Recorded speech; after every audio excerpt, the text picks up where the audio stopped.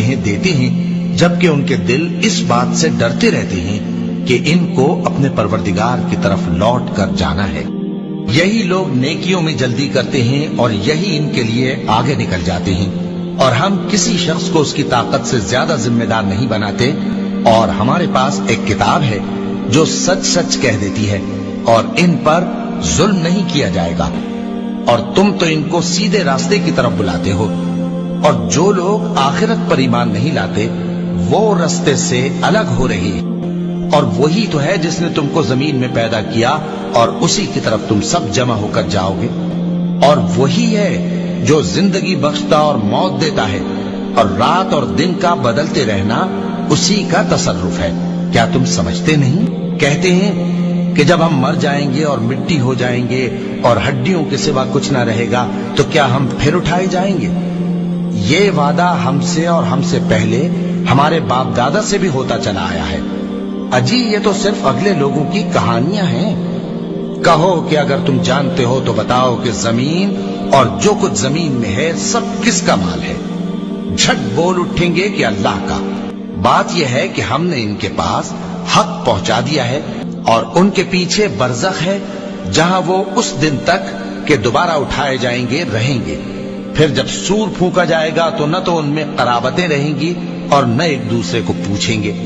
تو جن کے اعمال کے بوجھ بھاری ہوں گے تو وہی کامیاب ہیں، اور جن کے بوجھ ہلکے ہوں گے وہ لوگ ہیں جنہوں نے اپنے آپ کو خسارے میں ڈالا، ہمیشہ دوزخ میں رہیں گے۔ میرے بندوں میں ایک گروہ تھا جو دعا کیا کرتا تھا کہ اے ہمارے پروردگار، ہم ایمان لائے تو تو ہم کو بخش دے اور ہم پر رحم فرما، اور تو سب سے بہتر رحم کرنے والا ہے۔ تو تم ان سے تمسخر کرتے رہے یہاں تک کہ ان کے پیچھے میری یاد بھی بھول گئے، اور تم ہمیشہ ان سے ہنسی کیا کرتے تھے۔ آج میں نے ان کو ان کے صبر کا بدلہ دیا کہ وہی کامیاب ہو گئے۔ اللہ پوچھے گا کہ تم زمین میں کتنے برس رہے؟ وہ کہیں گے کہ ہم 1 روز یا 1 روز سے بھی کم رہے تھے۔ شمار کرنے والوں سے پوچھ لیجئے۔ اللہ فرمائے گا کہ وہاں تم بہت ہی کم رہے، کاش تم جانتے ہوتے۔ کیا تم یہ خیال کرتے ہو کہ ہم نے تم کو بے مقصد پیدا کیا ہے، اور یہ کہ تم ہماری طرف لوٹ کر نہیں آؤ گے؟ تو اللہ جو سچا بادشاہ ہے اس کی شان اس سے اونچی ہے، اس کے سوا کوئی معبود نہیں، وہی عرش کریم کا مالک ہے۔ سر موت آپ کسی کو یاد کروائیں نا، بڑے بڑوں پہ روب طاری ہو جاتی۔ ہمارے ایک جاننے والے دوست تھے تو دعوت و تبلیغ کے کام میں یعنی جڑے ہوئے تھے، تو ان کو کچھ ایجنسیز کے لوگوں نے نا اٹھایا، وہ خام خواہ ایک شک کی بنیاد پر انٹرویو کرنا شروع کیا۔ تو انہوں نے کہا یہ آپ دین کا کام کیوں کرتے ہیں، کیا ضرورت ہے؟ تو اب آپ کسی ایسے بندے سے یہ بات پوچھ رہے ہو جس کو یہ پتا ہو کہ میں نے مر کے اپنے رب کے حضور پیش ہونا ہے اور میرے نفع نقصان کا مالک اللہ ہے۔ تو وہ 2-3 بریگیڈیئر تھے اور کچھ کرنل تھے وہ جو انٹرویو کر رہے تھے۔ تو اس نے کہا سر مرنا ہے، آپ نے بھی مرنا ہے، میں نے بھی مرنا ہے، میں نے اللہ کو منہ دکھانا ہے، تو میں تیاری کر رہا ہوں، مرنا نہیں ہے۔ وہ کہتے سب کے چہرے فاقو۔ اصل میں ان لوگوں نے کبھی سوچا نہیں ہوتا کہ ہم نے مرنا ہے۔ جب ایک دفعہ کوئی یاد کروا دینا سر، چھٹی کا دودھ یاد آ جاتا ہے۔ اس لیے موت کا راگ لاپنے کی ضرورت ہے۔ چوراہوں پہ کھڑے ہو کے، چھتوں پہ چڑھ کے ایک ہی بات کرنے کی ضرورت ہے کہ مرنا ہے۔ جب مرنا ہے تو سر پھر آپ اپنی مرضی کی زندگی نہیں گزار سکتے، پھر خدا کی مرضی کی زندگی گزاریں گے۔ اگر مرنے کی تلوار ہٹ جائے تو جو مرضی کریں۔ اللہ تعالیٰ موت کی سختیاں آسان فرمائے۔ پنڈلی سے پنڈلی جڑ جائے گی۔ الی ربک یومئذ المساق، اب تمہارے رب کی طرف کوچ کا وقت آ چکا۔ یعنی اللہ تعالیٰ فرماتا ہے جب یہ حالت ہوگی تو انسان کو پتہ چل جائے گا اب میں اپنے رب کے حضور پیش ہوں گا۔ صحیح بخاری میں حدیث ہے کہ میت جو ہے وہ چارپائی پہ کلام کرتی ہے۔ نیک میت کہتی ہے مجھے جلدی جلدی میری جگہ کی طرف لے چلو، اور جو بری میت ہے وہ چیخو پکار کرتی ہے کہ مجھے کہاں لے کر جا رہے ہو۔ اور نبی علیہ السلام کے الفاظ ہیں صحیح بخاری میں کہ زمین و آسمان کی ہر مخلوق اس کی چیخیں سنتی ہے سوائے جنوں اور انسانوں کے، کیونکہ جنوں اور انسانوں کو اللہ تعالیٰ نے غیب کے پردے میں یہ چیزیں رکھی ہیں نا، اسی کے اوپر تو جنت ہے۔ ان الذین یخشون ربهم بالغیب لہم مغفرۃ واجر کبیر۔ جو لوگ بن دیکھے اپنے رب سے ڈرتے ہیں ان کے لیے مغفرت ہے اور اجر کبیر ہے. دیکھ کے تو سب نے مان لینا ہے. پھر سر اس سے بھی آگے اگر آپ چلے موسیٰ، چاہے وہ موسیٰ کے صائف ہوں یا ابراہیم علیہ السلام کے، ایک ہی کانٹے کی بات، ایک ہی یونیورسل ٹروتھ جس کے گرد ساری الہامی کتابیں گھومتی ہیں، وہ یہ ہے کہ دنیا کی زندگی عارضی ہے لیکن تم اس کی طرف مرتے ہو، اور آخرت ہمیشہ ہے اور بہتر بھی ہے. صرف ہمیشہ نہیں ہے، اس سے بہتر بھی ہے، لیکن تم اس کی توجہ نہیں دیتے. وجوہ یومئذ ناظرہ، اس دن کئی چہرے تر و تازہ ہوں گے. اللہم اجعلنا منہم، اے اللہ تعالیٰ ہمیں ان میں سے کرے. الی ربہا ناظرہ، اپنے رب کی طرف دیکھ رہے ہوں گے. اس کا ایک ترجمہ یہ بھی ہو سکتا ہے کہ اللہ کی ان کو زیارت ہو جائے. جیسے آتا ہے کہ ساکھ کھولی جائے گی جب اللہ کی پنڈلی، جیسا کہ اس کی شان کے لائق ہے، تو سب کے سب لوگ سجدے میں گر پڑیں گے سوائے وہ لوگ جو دنیا میں سجدہ نہیں کرتے تھے. اور قرآن میں آتا ہے ان کی جو کمر ہے وہ تختہ بن جائے گی، وہ جھک ہی نہیں سکیں گے. یا یہ ہے کہ ناظرہ سے مراد ہے انتظار کر رہے ہوں گے کہ اب ہمارے لیے رب فیصلہ کرے، جلدی جلدی ہم جنت میں پہنچ جائیں. ووجوہ یومئذ باسرہ، اور کئی چہرے اس دن اداس ہوں. سے عقل ہوگی وہ سوچے گا کہ یار یہ معاملہ تو بڑا خطرناک ہونے والا ہے. صحیح بخاری میں حدیث ہے، نبی علیہ السلام نے فرمایا آپ ایک جگہ سے گزرے، کچھ اصحاب آپس میں یعنی ہنسی مذاق کرتے ہوئے ہنس رہے تھے، تو آپ کھڑے ہو گئے. آپ نے فرمایا جو کچھ میں جانتا ہوں نا، اگر تم جان لیتے تو بہت کم ہنستے، زیادہ رویا کرتے. بہت سیریس کیس ہونے کا ہے. صحیح مسلم میں حدیث ہے، آپ علیہ السلام فرمایا میں نے ارادہ کیا کہ میں اللہ سے دعا کروں کہ تمہیں عذاب قبر سنوا دے. دکھانے والی تو کہانی ختم سر، سنوا دے. لیکن مجھے ڈر ہوا کہ اگر تم نے عذاب قبر سن لیا تم اپنے مردوں کو دفنا نہیں چھوڑ دو گے، ایسی خشیت تم پہ طاری ہو جائے گی.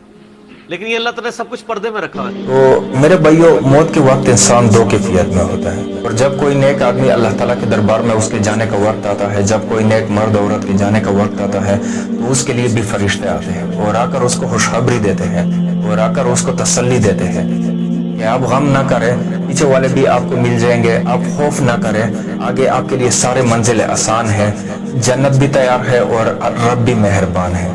حدیث پاک میں آتا ہے کہ ملک الموت اترتا ہے اور اس کے ساتھ 4 فرشتے ہوتے ہیں، اور وہ چاروں فرشتے آ کے اس کو سہلاتے ہیں، دباتے ہیں تاکہ اسے موت کا درد محسوس نہ ہو. اور ملک الموت کہتا ہے کہ اے نیک روح جو نیک جسم میں تھی، اخرج، باہر آؤ.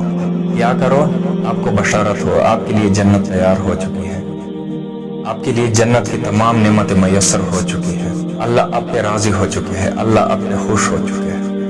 اس پر اس کے روح کو نکالا جاتا ہے اور پھر اس کو سارے فرشتے استقبال کے ساتھ آسمان پر لے جاتے ہیں، اور جب دروازے پر پہنچتے ہیں تو اندر سے پوچھتے ہیں کون ہے؟ کہتے ہیں فلاں فلاں کا بیٹا ہے. کہا یہ تو وہی نیک روح ہے جو نیک جسم میں تھی. اس کے لیے ہم سب استقبال کرتے ہیں. ایک دم آسمان کے دروازے کھل جاتے ہیں اور پھر وہ پہلا، دوسرا، تیسرا، چوتھا، پانچواں سارے آسمانوں کو پار کرتا ہوا اللہ تعالیٰ کے عرش کے نیچے مرد ہے یا عورت ہے وہاں جا کر سجدے میں سر رکھتا ہے، اور اللہ تعالیٰ فرماتے ہیں کہ ہاں اس نے ہمیں خوش کیا، اب ہم اسے خوش کریں. اور اس کو عافیت کے ساتھ وہاں سے پہلے آسمان سے لے کر اللہ کے عرش تک یہ سب ویٹنگ روم بنے ہوئے ہیں جہاں اللہ تعالیٰ اپنے اپنے درجات کے مطابق جنت والوں کو ٹھہراتا ہے. یہ انتظار گاہ ہے.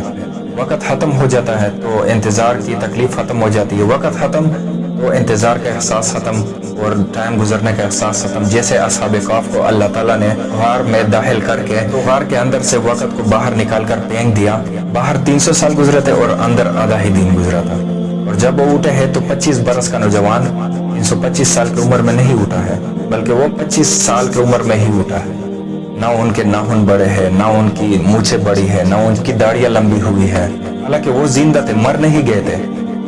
زندہ کے تو بال لمبے ہوتے ہیں، لیکن پھر بھی جب وہ اٹھے تو 25 سال کا نوجوان 25 سال کی عمر میں ہی اٹھا ہے، 20 سال کا نوجوان 20 سال کی عمر میں ہی اٹھا ہے، 300 سال گزر کے بھی. اور وہ کہنے لگے کہ بھائی ہم کتنا دیر ٹھہرے ہیں؟ کہا آدھا ہی دن ٹھہرے ہیں. وہ صحیح کہہ رہے تھے. باہر اللہ تعالیٰ نے وقت کے گاڑی کو چلائے رکھا اور اندر غار میں سوئچ آف کر دیا، نکال دیا. یہاں وقت کو داخل نہیں ہونے دیا تو وقت کے گزرنے سے جو بھی اثرات مرتب ہوتے ہیں ان پر مرتب نہیں ہوئے. وہ آدھے ہی دن کے بعد اٹھے ہیں. باہر 300 سال، اندر آدھا ہی دن. یہی کچھ اللہ تعالیٰ برزخ میں کر دیتا ہے. وقت کو ختم کر دیتا ہے، وقت گزرنے کے احساس بھی ختم ہو جاتا ہے۔ اسی طرح میرے دوستو یہ دو موت ہر انسان دیکھتا ہے، یا وہ جنت کے فرشتوں کا استقبال دیکھتا ہے یا پھر وہ جہنم کے فرشتوں کی مار اور پٹائی کو سہتا ہے۔ ربیع بصری رحمۃ اللہ علیہ کا انتقال ہونے لگا اور رات کو فوت ہوئی تو انہوں نے اپنے خادمہ کو بلا کر کہا کہ کسی کو بتانا نہیں، جب میں مر جاؤں تو پڑوس میں سے 3-4 کو بلا کر میرا جنازہ پڑھا دینا، اور جس کرتے میں میں تہجد پڑھتی تھی وہ ہی میرا کفن بنا دینا، صبح بے شک لوگوں کو بتا دینا، میرے مرنے کے بعد میری میت کو رکھنا نہیں، فوراً دفنا دینا۔ جب ان کا انتقال ہوا تو انہوں نے پڑوس کے 6-10 بندے بلائے، ان کی تدفین تجہیز سب کچھ ہو گئی۔ صبح یہ شور مچا کہ او ہو ربیع بصری رحمۃ اللہ علیہ کا انتقال ہوا۔ تو اگلے دن وہ اس خادمہ کو خواب میں ملی اور کہا کہ بیٹی تیری بڑی مہربانی، تو نے میری وصیت کے مطابق عمل کیا۔ اس نے کیا دیکھا؟ اس نے دیکھا کہ انہوں نے ایک خوبصورت سبز لباس پہنا ہوا ہے۔ اس نے سوال کیا کہ آپ کے ساتھ قبر میں کیا ہوا؟ تو وہ کہنے لگی کہ میرے پاس منکر نکیر آئے تھے اور مجھ سے کہنے لگے کہ تیرا رب کون ہے؟ میں نے کہا کہ سبحان اللہ، جس کو میں 40 برس نہ بلا سکی اس کو میں 4 ہاتھ زمین کے اندر آ کے بھول جاؤں گی۔ تو منکر نکیر نے کہا کہ اس کا کیا حساب لینا؟ وہ 42 سال کی عمر میں فوت ہوئی تھی، ان کا انتقال 42 سال کی عمر میں ہوا تھا۔ پھر اس نے سوال پوچھا کہ آپ کا وہ کرتا کہا گیا تہجد والا جس میں آپ کو کفن دیا تھا؟ کہا وہ مجھ سے اللہ تعالیٰ نے لے لیا ہے اور میرے اعمال کے خزانے میں رکھ دیا ہے، قیامت کے دن وہ کرتا بھی میرے اعمال کے ترازو میں تولا جائے گا، اور مجھے یہ لباس پہنایا ہوا ہے جو جنت کا لباس ہے۔ اسی طرح بھی لوگ مرتے ہیں، یہ بھی ایک موت ہے۔ نیند جو ہے وہ موت کی بہن ہے، اور اسی طرح اٹھنا ہے اللہ کی طرف۔ یہ بڑا ایک عجیب نقطہ ہے، اس کو ذہن میں اس کو اپریشیٹ کیجئے۔ جو شخص صبح آنکھ کھلتے ہی جس کی زبان پر یہ الفاظ آتے ہوں الحمدللہ الذی احیانی بعد ما اماتنی والیہ النشور، قیامت کے دن جب وہ اٹھے گا اس کی زبان پر یہی ترانہ خود بخود آ جائے گا، اس وقت ہوگا وہ 100% درست۔ الحمدللہ الذی احیانی بعد ما اماتنی والیہ النشور، کیونکہ عادت پڑی ہے، ہمیشہ کہا ہے، جیسے ہی شعور آیا الحمدللہ الذی احیانی بعد ما اماتنی والیہ النشور، تو یہ وہ ترانہ جو ہے جو کہ باعث بعد الموت کے وقت ہماری زبان پر ہوگا، اس کا ریہرسل ہے جو آپ روزانہ کریں گے اگر یہ عادت پختہ کر لیں۔ وَهُوَ الَّذِي يَتَوَفَّاكُمْ بِاللَّيْلِ وَيَعْلَمُ مَا جَرَحْتُم بِالنَّهَارِ ثُمَّ يَبْعَثُكُمْ فِيهِ لِيُقْضَىٰ أَجَلٌ مُّسَمًّى ثُمَّ إِلَيْهِ مَرْجِعُكُمْ، پھر اسی کی طرف تم سب کا لوٹنا ہے۔ ثُمَّ يُنَبِّئُكُم بِمَا كُنتُمْ تَعْمَلُونَ، پھر وہ تمہیں جتلا دے گا جو کچھ کہ تم کرتے رہے تھے۔ وَهُوَ الْقَاهِرُ فَوْقَ عِبَادِهِ، اور وہ اپنے بندوں پر، یہ لفظ کئی مرتبہ آیا ہے اس صورت کے اندر، اللہ پوری طرح غالب ہے، قابو یافتہ ہے اپنے بندوں پر۔ وَيُرْسِلُ عَلَيْكُمْ حَفَظًا، اور وہ تم پر نگہبان بھیجتا رہتا ہے۔ ہر انسان کے ساتھ فرشتے باڈی گارڈ کی حیثیت سے موجود ہیں، اس لیے کہ جب تک اللہ نے اجل معین رکھی ہوئی ہے اس وقت تک تو زندہ رکھنا ہے۔ وہ زندہ رکھنے کے لیے حفظہ، حفاظت کرنے والے نگہبان، وہ جو میں نے ایک دفعہ پہلے بھی کہا تھا، بسا اوقات تو محسوس ہوتا ہے کہ جیسے گاڑی ایسے سناٹے سے آپ کے ساتھ سے گزری ہے کہ معلوم ہوتا ہے کسی نے ہاتھ دے کر آپ کو بچایا، ورنہ بچنے کا کوئی امکان نہیں تھا۔ تو کوئی ہے، جب معلوم ہے کہ ابھی اس کی موت کا وقت نہیں آیا تو بچانے والے فرشتے ہمارے ساتھ ہوتے ہیں۔ حتیٰ اذا جاء احدکم الموت، یہاں تک کہ جب تم میں سے کسی کی موت کا وقت آتا ہے، توفته رسلنا، اب یا پھر توفا آ گیا، اب یہاں پہ شعور اور جان دونوں جائے گا۔ توفته رسلنا، تو ہمارے بھیجے ہوئے فرشتے جو ہیں وہ اس کو قبضے میں لے لیتے ہیں، وہم لا یفرطون، اس میں کوئی کمی نہیں کرتے، کوئی کوتاہی نہیں کرتے، جو حکم آیا جب آیا۔ ثم ردوا الی اللہ مولاہم الحق، پھر وہ لوٹا دیے جاتے ہیں اب اللہ کی طرف جو ان کا مولا ہے برحق، سچا۔ الا لہ الحکم، آگاہ ہو جاؤ، فیصلے کا اختیار اسی کے ہاتھ میں ہے، حاکمیت اسی کی ہے۔ ان الحکم الا للہ، یہ دوسری مرتبہ آیا یہاں۔ وہو اسرع الحاسبین، اور وہ حساب کرنے والوں میں سب سے بڑھ کر تیز ہے، یعنی اسے دیر نہیں لگے گی۔ اس کے کمپیوٹرز جو ہیں وہ کوئی بہت ہی سپر کمپیوٹر جن کا ہم تصور بھی نہیں کر سکتے۔ مانگ رہا ہوں، ساتھ ترجمہ بھی کروں گا، تو آپ اس کو اپنے دل کی طرف دیکھتے ہوئے اور اللہ کو دیکھتے ہوئے آپ اس پر جب کہے آمین تو وہ صرف زبان نہ کہہ رہی ہو، آپ کا دل کہہ رہا کل شکر کل ثنا کل تعریف اس اللہ کے لیے ہے جس نے ہمیں ہدایت بخشی، اور ہم ہرگز ہدایت یافتہ نہ ہو سکتے اگر اللہ ہی ہمیں ہدایت نہ دیتا۔ یہ اسی کا فضل ہے، اسی کا کرم ہے۔ کبھی بادشاہ پر احسان نہ دھرنا کہ تم اس بادشاہ کی خدمت کر رہے ہو، بادشاہ کا احسان مانگو کہ اس نے تمہیں اپنی خدمت کے لیے قبول کیا ہے۔ اے اللہ جب ہدایت تو نے بخشی ہے تو اس پر استقامت عطا فرما، اب ہمارے دلوں کو کری نہ ہونے دے۔ اے اللہ کسی درجے میں ہماری پسپائی نہ ہو، اے اللہ استقامت عطا فرما، تن من دل لگانے کی توفیق عطا فرما۔ من کانو وحیث کانو، اے اللہ اپنے ہر اس بندے کی مدد فرما جو تیرے دین کی خدمت کر رہا ہوگا، خواہ وہ کوئی بھی ہو کہیں بھی ہو۔ اے اللہ ہر اس شخص کو ذلیل اور خوار و رسوا کر دے جو تیرے نبی کے دین سے روگردانی کر رہا، اور اے اللہ ہمیں اپنی پناہ میں رکھ، ایسے لوگوں کی نچھے دار باتوں میں نہ آ جا، ایسے لوگوں کے فریب میں نہ آ جا، ان کے مکر کا شکار نہ ہو جائے۔ اے اللہ ہماری دعا کو شفیع قبول عطا فرما، تو سب کچھ سننے والا اور جاننے والا ہے۔ ہماری خطاؤں سے درگزر، ہمارے غلطیوں کو معاف فرما، ہمارے گناہوں کو بخش دے، اے اللہ کوتاہیوں سے صرف نظر فرما، اے اللہ ہماری تقصیرات کو معاف فرما، اے اللہ اپنی جناب میں اس طرح حاضر کر کہ تو ہم سے راضی ہو۔ وصلی اللہ تعالی علی خیر خلقہ محمد وآلہ وصحبہ برحمتک یا ارحم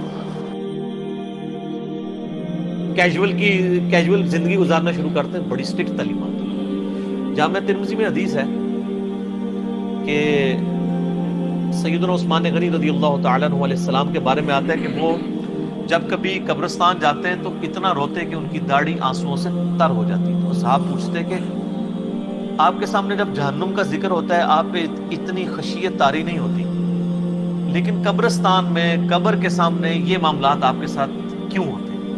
تو انہوں نے کہا کہ میں نے نبی علیہ السلام سے خود سنا تھا کہ قبر آخرت کی منزلوں میں سے پہلی منزل ہے، جس کی یہ منزل پھنس گئی اس کی اگلی منازل مشکل ہو جائے گی، اور جس کی یہ منزل آسان ہوئی اس کی اگلی منازل آسان ہوتی چلی جائے گی۔ یہ وہ شخص کہہ رہا ہے جسے 3 دفعہ جنت کی بشارت ملی ہوئی ہے، ہمارے پاس کوئی جنت کا ٹکٹ نہیں ہے۔ ہو کہ ہم نے تم کو بے مقصد پیدا کیا ہے، اور یہ کہ تم ہماری طرف لوٹ کر نہیں آؤ گے، تو اللہ جو سچا بادشاہ ہے اس کی شان اس سے اونچی ہے، اس کے سوا کوئی معبود نہیں، وہی عرش کریم کا مالک ہے۔ اور جو شخص اللہ کے ساتھ اور معبود کو پناہ ہوگا، کچھ شک نہیں کہ کافر کامیاب نہیں ہوں گے۔ اور اللہ سے دعا کرو کہ میرے پروردگار مجھے بخش دے اور مجھ پر رحم کر، اور تو سب سے بہتر رحم فرمانے والا ہے۔